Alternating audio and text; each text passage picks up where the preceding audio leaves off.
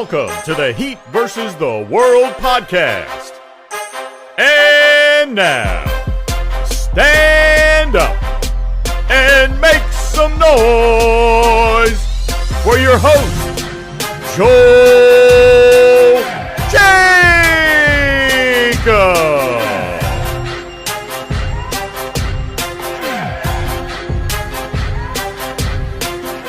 What's good, y'all? Welcome back to another episode of the Heat versus the World podcast. And man, we feeling hyped today. It's your boy Joe K. Jacob, and I'm joined by Kay. And we got a good episode because we're recording this immediately after Game 6. In case y'all missed it, the Miami Heat took care of business, and we sent the New York homes in 6 games. Yes, sir, that's right. We go into the conference finals. Only the second team, only the second 8th-seeded team to make it to the conference finals in NBA history. I mean, I can't believe it, man. It was looking crazy for a second. If y'all watched that game, y'all know exactly what I'm talking about. Like, at one point in the first quarter, it was looking bad. You know, Knicks were up by like 14 at one point, but the Heat, they just kept clawing back, and they just kept going at it. And then late in the game, Miami was, you know, they never really had like a takeover, I guess you could say. It was still kind of close all the way to the very end. But Miami just still found a way to get the win. And we were talking about this before we started recording, like that whole thing with, when Jalen Brunson got the 2 free throws as a result of that flagrant foul on Gabe Vincent, I was so nervous, man, because I was thinking like, what I'm thinking is what I hope does not happen. Is that gonna happen right now? You know, I did not want to speak it or think it into existence, but was I about to witness it? And I did not like that feeling, man. I did not. But the Heat, they pulled through. You know, maybe Thibs should have called a timeout. Maybe he shouldn't. I don't care. We got the win, and that's all that matters to me. And I don't think Miami plays their next game until Wednesday, so I'm feeling good about that. It gives Jimmy time to ice up that ankle. It gives all of our Warriors time to ice up whatever scars they got from all of these battles they've been through. It's over. Josh Hart can't injure any more of our players. Scott Foster can't save this team. You know, he might be a thorn to us, you know, in these upcoming games against whoever we end up playing, but that's a future problem. I'm not worrying about that now. I'm just here to celebrate the fact that the Miami Heat are headed to the conference finals, something that I did not think we would say this season, but here the heck we are. Kay, the mic is yours, man. How are we feeling right now? Man, look, you know, we feeling glorious. We feeling lovely. We feeling amazing right now. Listen, I got to start my soliloquy off by saying I haven't forgot all you people out there that wanted them damn ping pong balls. Bleep me out doing that in Joe. But I haven't forgotten. And now here we are. After 4-1 in the Milwaukee Bucks. After 4-2 in the New York Knicks, which could have been a 4-1 had Jimmy played in the game where we almost beat him without Jimmy Butler. But with our role players, nonetheless, the series is over. But after all of that, you guys still wanted the ping pong balls. And now here we are. Scott Foster be darned. Jalen Brunson be darned. Julius Randle be darned. The Knicks are out of here. Pack them up. Strike your lighters. Let's move on. It's a wrap. Bing bong. All that. Yup. And I just got to say real quick, because you know what? We all heard the commotion heading into this. Oh, you know, the Kaseya Center is the MSG South. All right. The Knicks finished the series 0-3 at the MSG South. So how about that for freaking home court advantage? And then you have the fact that there was literally Knicks fans, I kid you not, Knicks fans that was really happy when the news came out that Scott Foster was the ref. And to those who didn't know the stat heading into tonight's game, Miami lost their last 9 games when this man Scott Foster officiates. So all of this, what's what I'm looking for? Pandemonium, all of this craziness coming after us, and people are thinking that this might be looking bad for the Heat. Cataclysm, man. Cataclysm. Yup. All summing up to the perfect events to go totally wrong for the good guys. But go ahead. Yup.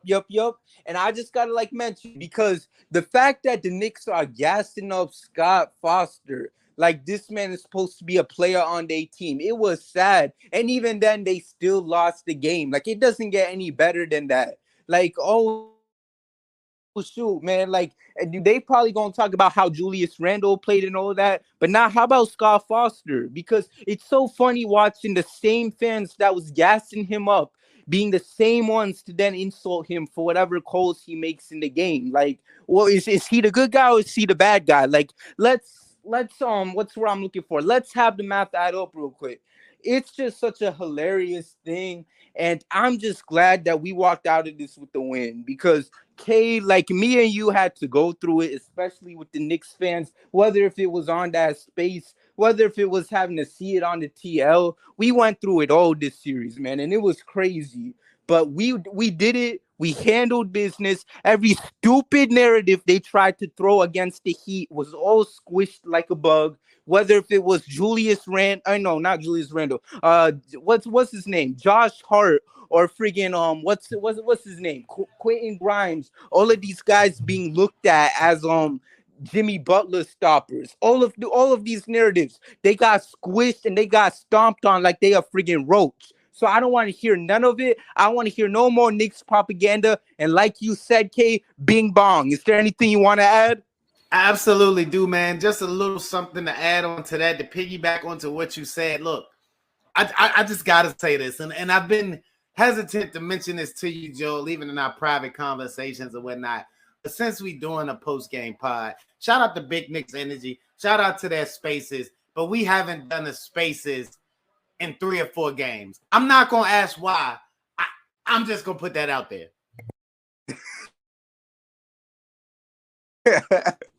Nah, I'm gonna give it to him because like I do be reaching out to Joey, who's like the main guy behind it, and apparently he was busy with work and stuff. But I 100% agree with you. We definitely needed like 1 or 2 more spaces after some of them games. Like we just stopped after that space before game 3, and when things went real sour for them, it like spaces weren't fun no more. But either way, I digress.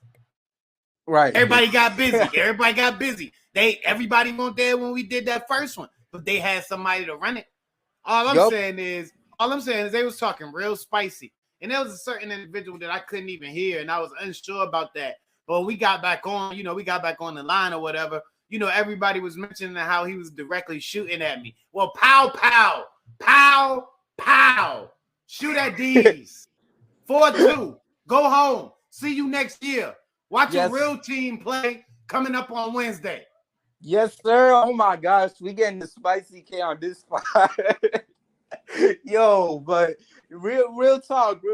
Like all of that stuff, and they were saying that Heat culture is just some crap that we just say for no reason. And you know what? It was Will who said this on our last pod, man. Like it's not something we just put on t-shirts. This is something we really do. And what y'all are seeing right now, that is Heat culture. The fact that we went out there and we just became the second team in NBA history to be the 8th seed and make it to the conference finals. You can't teach that. That's what this team has been about since day one. And you see it constantly coming out of their mouths every time they talk. When you got, I mentioned this like a few pods ago, Caleb Martin is out here saying, like, listen, you know what? Even though we're up 1-0, we're not taking anything like this lightly because at the end of the day, we are the 8th seed. We're treating every game like we're down 0-3 right now. And that's the mentality I love for this squad. We went into the Bucks series and we beat them 4-1. We talking about the 1 seed. We talking about the team with the best record in the whole NBA. But we handled that. We now play the Knicks. And when I was on the pod the other day, they was talking about, you know what? You in the Madison Square Garden. There ain't a lot of environments that are as hostile as that. But you know what? I trusted my team. It was a little crazy, not gonna lie, these past couple games, but we did it. And you know what? We didn't need Scott Foster unlike them. We didn't need this or that. And you know what? I'm not going to completely discredit them because you know what? Jalen Brunson is a bowler. I got to give credit where it's due. So shout outs to him. But aside from that, every dumb narrative that tried to come after this team, and I know I said it again, but I said it once, but I have to say it again. Like, all of this stuff they were spewing towards the Heat, acting like we weren't really about that, thinking that just because they had a coach that was actually going to make adjustments or call timeouts, someone that wasn't like Coach Bud when we played against the Bucks, that all of a sudden that alone was going to be a huge turning point for the Heat and that they were going to be screwed. Man, no. Okay, Spo has literally been schooling Thibs since 2011 when we beat his Bulls in 5. A team that was also the 1 seed, by the way, and had the MVP that year. So I don't want to hear none of that. This team has been about that since day one, but nobody want to talk about that. And I don't care what they talk about. You know what? In the past, I used to, after the Heat win a game, maybe see what they got to say on national media. I stopped that a long time ago because I just know. Don't work too hard. The weather may be too hot outside. I don't want you to overexert yourself. Yup, because we already know it right now. We put on First Take or whatever dumb show they got on ESPN or Fox Sports 1. They finna come up in there and be like, oh, you know what? I think the reason why the Knicks couldn't force a game 7 was not because of this, not because of that. It was simply because of the fact that it was a little too hot outside. Like, now shut up, all right? We not with that. We do not care. We're going to continue doing our thing. And you know what? I'm not guaranteeing nothing, but come this conference finals, we're going to see this team continue to do what they've continued, doing throughout this whole playoff run. And that's just being a great team, man. And we don't know what lies ahead of them, whether if they play Boston or Philly. But you know what? After everything this team has been through all the highs and through the lows, I'm just riding with this squad no matter what. So regardless of who we play, man, I'm going to be by this team, and I'm just going to be cheering for them, and I'm just going to go crazy for every possession because, man, this team has brought in so much life. I don't think I've ever witnessed a revival for Heat fans everywhere in just one season alone, where you go from, like you said, Kay, a point where people were out here debating if we should just get the draft pick and just tank that final playing game against Chicago, to go from that to now rooting for this team as they're going to the conference finals. I don't think any team has witnessed their fan base go through something like that. So overall, just what a turnaround. I'm so happy. What a great win, man. And is there anything you want to add, Kay? Yeah, man. I mean, just before we move on to preview on whatever the next series may be and our feelings on that, you think about it in terms of this, man. And not to be morbid, but when you got gravestones, there's usually like a little saying on there, like "Here lies." You know what I mean? And if you look at the Miami Heat's last 2 series, you have steps to success, and I guess they wanted it more than we do. I mean, and that pretty much defines the last 2 series. So you can put that on the headstone. And I'll end it with this. Look, Jimmy Butler wasn't making the same shots in this closeout game that he's made all playoff series, and his team still stepped up to help give him the necessary support. Shout out to Bam Adebayo. Shout out to Caleb Martin. Shout out to all the other guys that made shots and made plays. Stepped up to give him the necessary support needed to win this game and win this series. So as long as the Miami Heat can do that, because like you mentioned, they're going to have a chance to rest up, get back in the gym, get some shots up, kind of get back to the same shooting form they showed to close the regular season and much of the playoffs so far. And then whoever we face in this coming round, to segue into that as we speak on that a bit, it's going to be a highly contested series. Once teams make it to this point, may the best man win. It's always 50-50. But one thing for certain and 2 things for damn sure is that the Miami Heat have proven, regardless of anybody's thoughts, feelings, or concerns on the topic, that they absolutely deserve to be here. And if you knew what you were looking at, I begged of you to hang on, because Jimmy Butler's absolutely a top 5 player once the playoff buzzer sounds, and Coach Spo is top 15 for a reason. And I always said, look, if Bam Adebayo can find a way to be assertive, the sky is the limit for the Miami Heat. And I wouldn't say more often than not, but 50% of the time, with the other 50% of the time, Jimmy Butler going pure Superman. He's been the guy that we needed him to be, an assertive Bam Adebayo, whether that be in ancillary areas of attacking the glass, being a physical presence, making sure that he's letting his body be felt or like you saw in this closeout game 6 against the New York Knicks, with him absolutely being an offensive force, especially to begin the game and for crucial moments, dunking everything like that last bucket to go up 6 in the final minute to close the game. How's Julius Randle's head, by the way? I mean, that's the thing you need to make sure that you have a chance to win every game and therefore every series that you play in when the playoffs begin. And that's what we've been seeing from the Miami Heat. And I expect that to continue. Heat defense is what ultimately closed the game for them. Defense, that's culture. It ain't just a cute saying. It's what we live this. We really mean this. Yup. Defense, Yup. 100% agree, because you know what, and we already said it, and like it's not something that's just put on t-shirts, man. Like this team literally eats, sleeps, and breathes that. And like I'm just so happy because, and I said this earlier, and you know, you were kind of hitting on it too, like so many of our guys stepped up, not only in this series but in this playoff run altogether, and it just makes me so happy because we were sitting here and we were getting ready to trade these guys. We were sitting here wondering what the heck was going on, but they showed up. Whether if it was Kyle Lowry, a guy that we were just trying so hard to trade at the deadline, and we were just so concerned because the man is making 85 million 3 years, and it was just a lot to handle at the time. Duncan Robinson, and you know what? He might have not been completely consistent throughout this playoff run, but you know what? He stepped up here and there. He's been hitting them shots. Like we've been seeing this with so many guys, and you just can't help but feel so happy because, oh my gosh, man. Like this team just really came in, and I don't know. I made this joke on Twitter like a few weeks ago, and I said, you know what? This Miami Heat team is trying to follow what their leader does, and their leader is clearly Jimmy Butler. And I think they saw how Jimmy Butler basically coasts through the regular season, and then he picks it up in the playoffs. So you know what?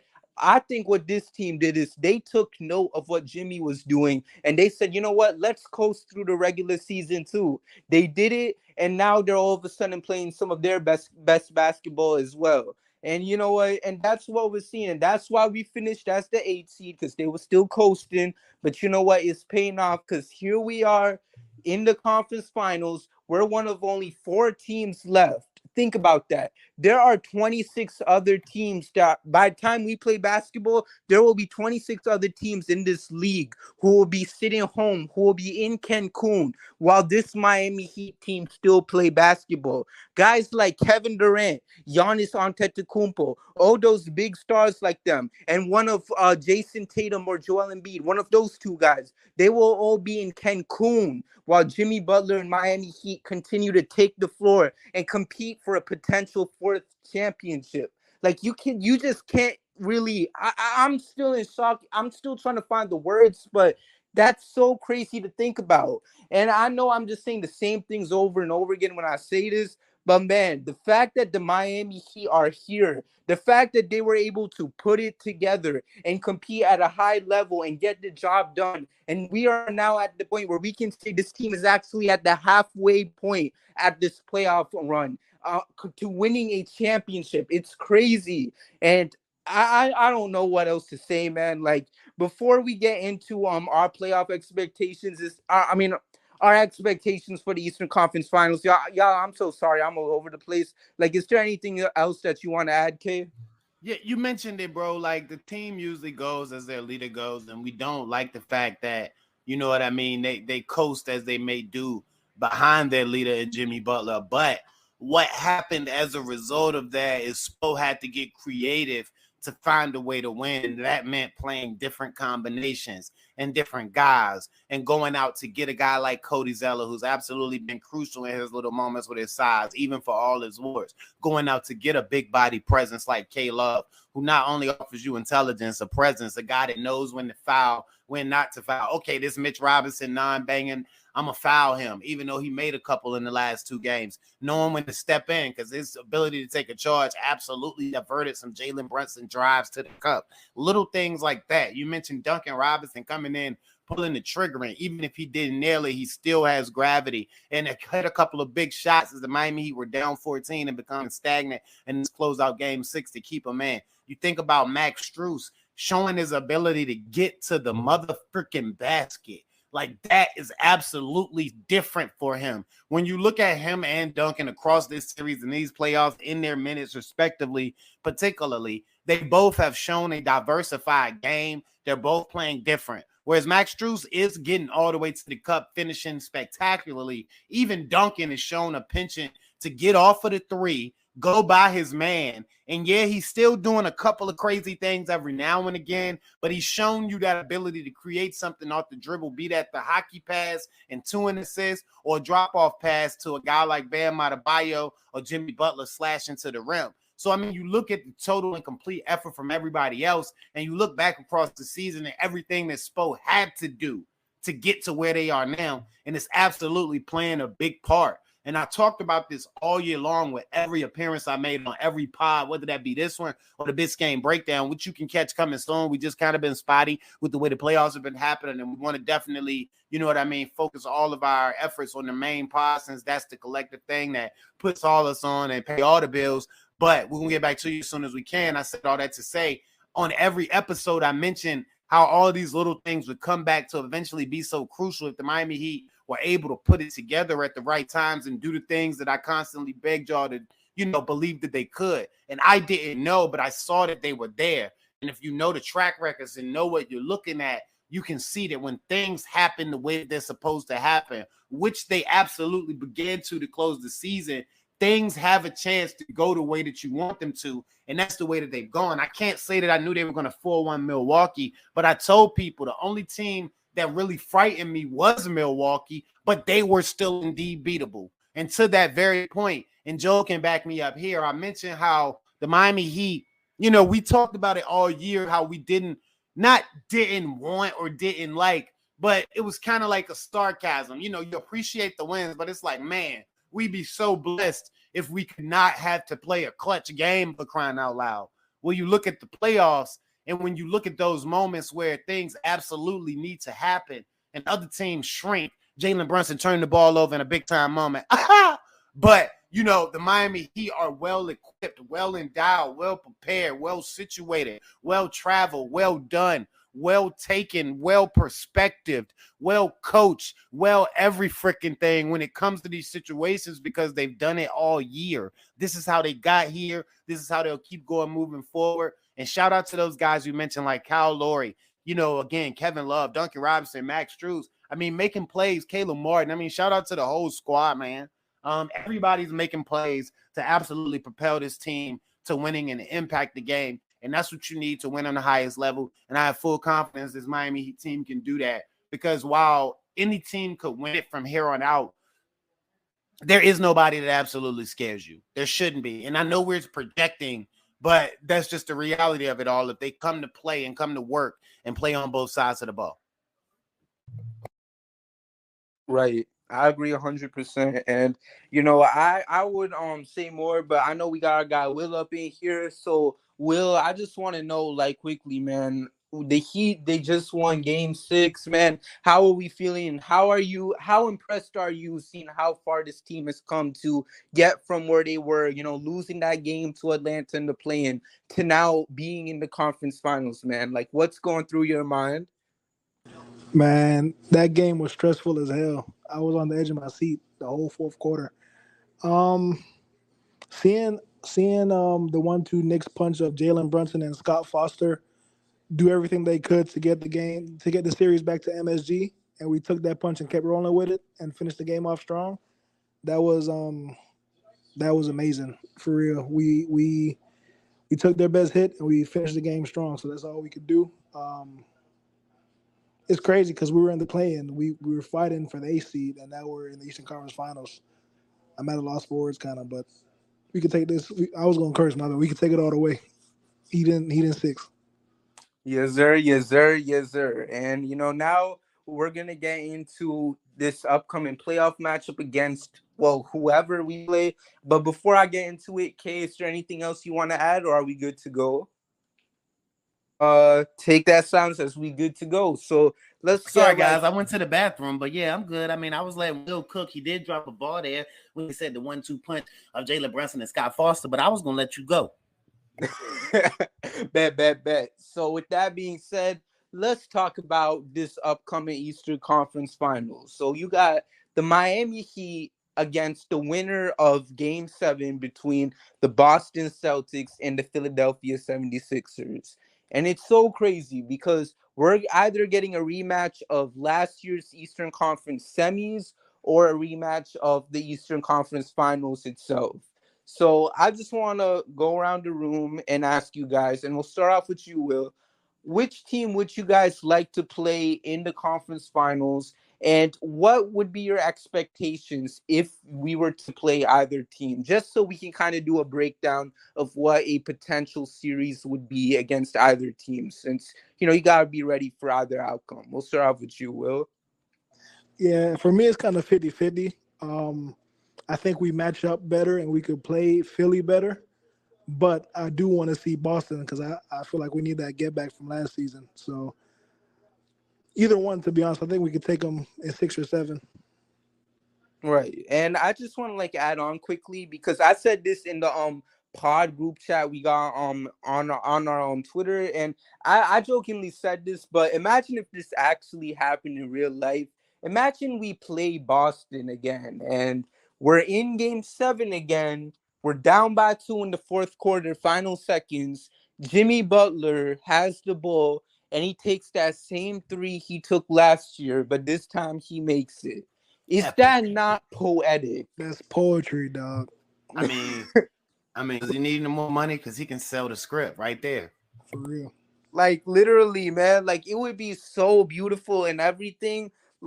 It would just, how do I say it? It would just, if he does it at the exact same spot and everything, it would just fit so well. And, it would be such a great story to be told. And, I mean, obviously, we still have more ball to play because then we'd have to go to the finals and we play there, but still, man, that would be something I would love to see. So I just had to come out and put that vision out there. Maybe it happens. If so, man, just someone make the Jimmy Butler movie already. I don't know who would play him, but get them to film that and just have it where he misses the shot last year, and then they have the whole thing where they film it in the following year and he makes it. Because, man, that would just be cinema right there. And that would be perfect for the Jimmy Butler movie that will come out the second he retires. But, Kay, how about who y'all think will play Jimmy?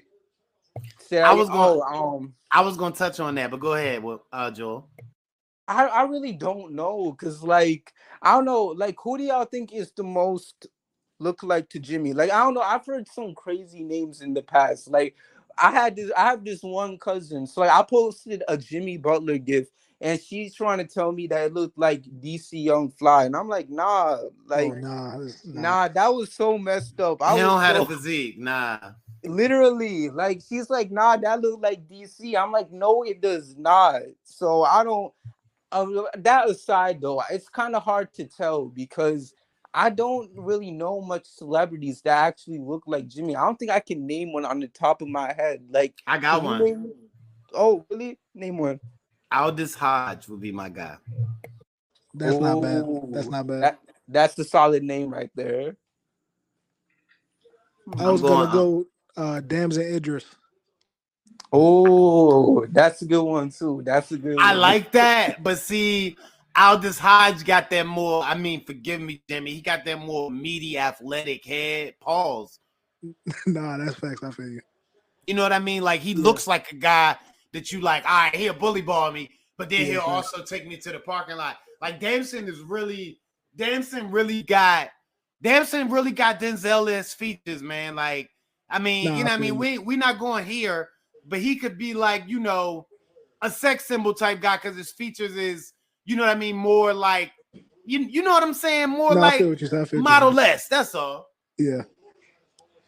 But but real quick, so now that we got we took care of that burning question. Look, brother. Hey, look, and when you come here, I've been drinking. But when you come here for a good time. Especially after the Miami Heat, dispel of the New York Knicks, Jalen Brunson and Scott Foster in 6 games, bing bong.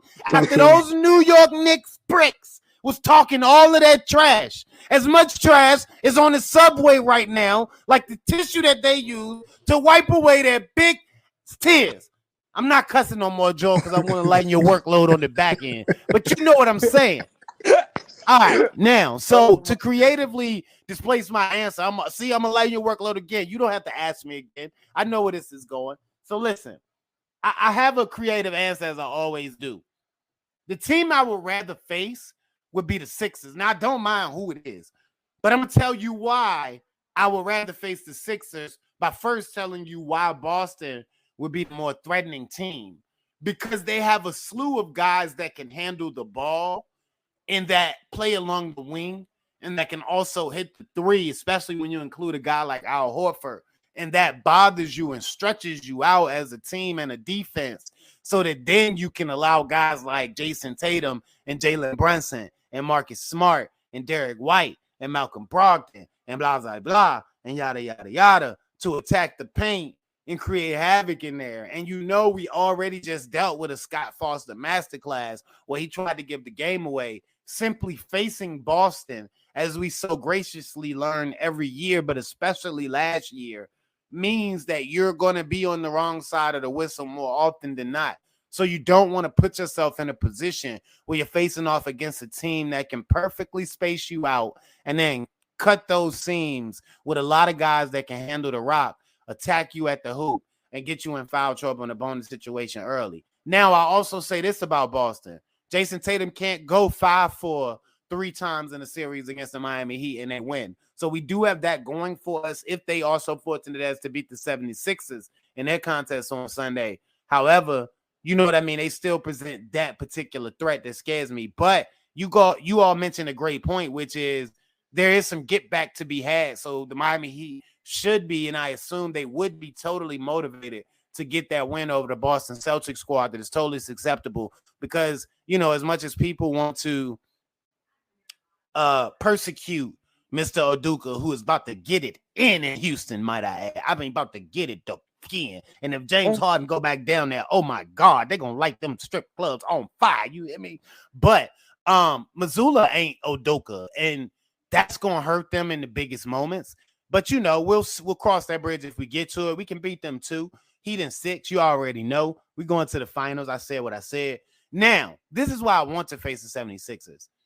Joel Embiid is a great player, but Bam has showed me something in this playoff series when it comes to dealing with size, and is that he's willing. And if Joel Embiid is going to be the floppy, flaily, banked fish that he's been all playoffs, then I expect Bam not to stop him, but to at least keep him from killing us.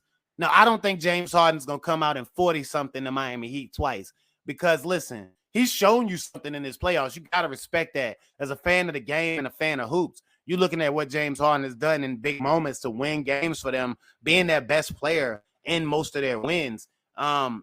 It's impressive, but you trust Coach Spo. You trust Jimmy Butler off at the time he has the rest of the ankle. All of the guys, like I said, getting in the gym, getting their shooting touch back. And you trust Coach Spo again to coach circles around Doc Rivers, and especially Missoula, as I mentioned. So, again, I would rather face the 76ers because they're totally relying on 2 players, whereas Boston has the multiplicity to carve you up from anywhere, which is going to absolutely put pressure on the refs because they're already going to be calling it for Boston if you face them anyway. I think you have a more even situation there, too, if you face Philly, not only because of the whistle leniency, but because of the fact that they're really only going to put major pressure on you from 2.5 areas. Maxi's going to get in his shit a little bit. Excuse me again, Joel. I've been drinking. But Tobias Harris is going to be on and off, and it's not really going to be anything to threaten you from a total perspective. And that's my whole thing with that. Right. And just to add on, there's also the fact that Philly has Doc Rivers as their coach, y'all. I'm sorry. I mean, yeah, bro, that's what I said. He going to coach circles around Doc. Yeah, Doc Rivers, bro. But I mean, Doc got titles, and what Missoula has shown you being an immature child, wanting to say nobody's going to ask me about my adjustments, and then running away from the mic in the following game where he totally is responsible for tricking it off personally on his own account with his right hand, with his fingers on the button, by his own personal business. I mean, him alone by himself did it, where he's totally to blame and ran away from the mic. I mean, I don't know if that's really, better than Doc. So either way you look at it, Spo has the coaching advantage going into the next series, and that's a major thing in the playoffs because we know in the regular series it's about the players and the talent, and in the playoffs it's about coaching. Now you need guys like Jimmy Butler who can step up and hit a big shot, like he did all over Milwaukee and steps to success, and then bing bonged them in New York when it mattered the most, and won RJ Barrett still licking his wounds. He's sitting on the bench with 5 fouls. Where Jalen Flops in at? Julius Randle got that boy traded this offseason. You hear me? Bud looking for a job. Yup. You know what I mean? Anyway, I'm sorry, Joe. I've been drinking. Oh no, you good. That boy was Like cooking. yup, you was cooking. Like everything you said was spot on. So, you know, man, like nobody's mad. And I just want to know, like, before I hop on the mic, Will, is there anything that you want to add? No, you can go ahead. Bet. So I'ma just come out and say it, man. Like I gotta say it again. I'm just so happy we're here right now. I'm so happy that we are in this situation right now because I said, and I mentioned this on the last pod that we did. I hopped on the mic after we lost in that playing game against the Hawks, and I said that this Miami Heat team was a team that needed to be put down like a sick dog, but it turned out they actually.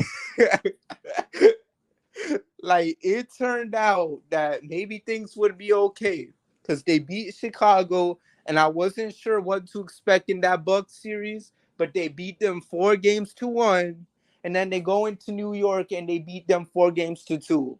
So at this point, I don't care, man. Give me Boston, give me Philly, although most preferably Philly because, you know, like you guys said, it does seem like the lighter matchup compared to Boston. But even then, man, I'm fine with either or. The fact that we're witnessing what we're witnessing right now, whether if it is the greatness of Jimmy Butler and all that, like I'm cool with either or. And the best part about it is that you look at some of the guys that people are trying to say were better playoff performers than Jimmy.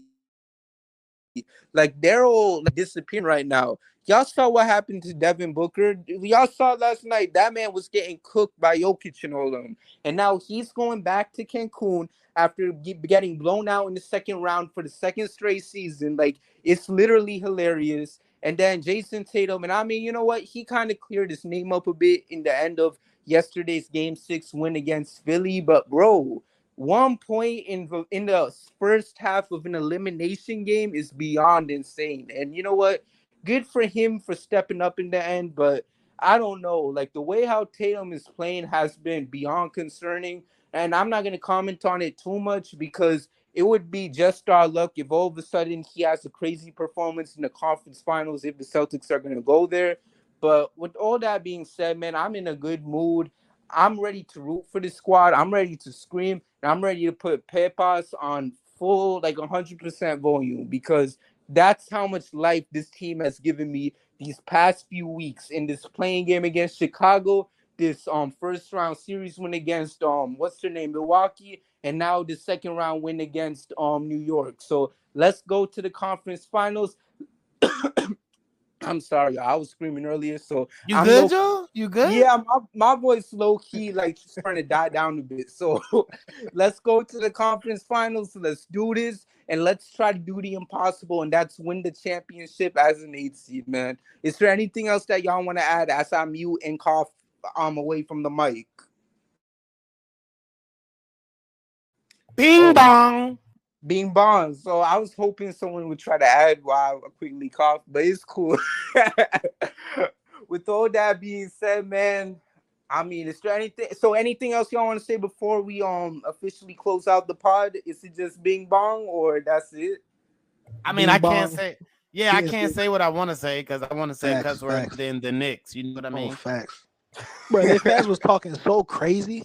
Talking Oh crazy, my God. crazy. Y'all remember Like when they real said spicy. when they said Quentin Grimes was the answer?